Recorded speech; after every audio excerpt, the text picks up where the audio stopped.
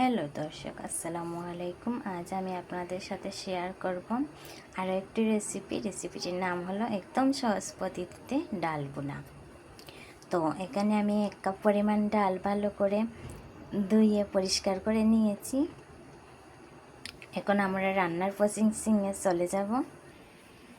প্রথমে আমি কড়াইতে 1/2 কাপ পরিমাণ তেল দিয়েছি।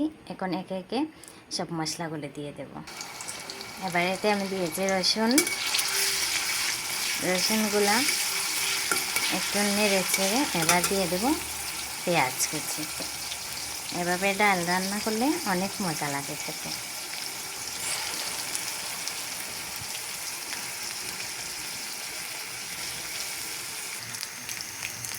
এবার আমি দিলাম লবণ 1 চামচ পরিমাণ,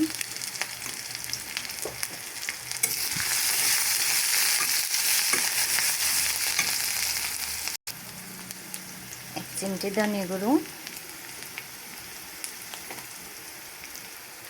1 চিমটি হলুদ গুঁড়ো,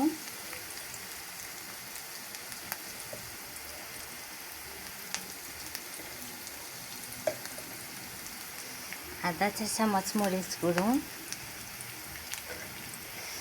এবার আমি সব কিছু নেড়ে মিশিয়ে নেব। এবার আমি একটু পেঁয়াজটা ভাজা ভাজা হয়ে গেলে ডালটা দিয়ে দেব।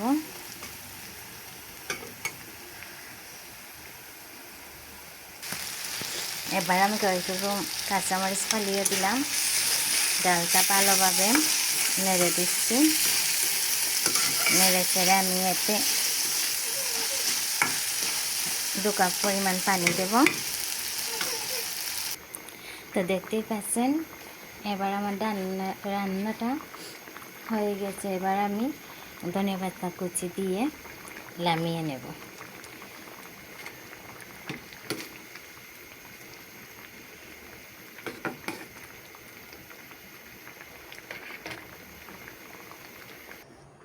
ডালটা আমি একটি বাটিতে ঢেলে নিয়েছি। এই ডাল ভাত, পরোটা, রুটি সব কিছুর সাথে খেতে না অনেক মজা লাগে।